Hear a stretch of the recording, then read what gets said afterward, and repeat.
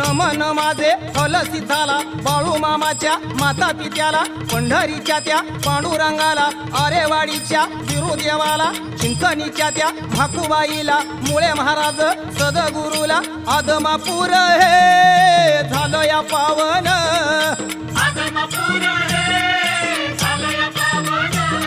या बाळू मामान केलं या पावन.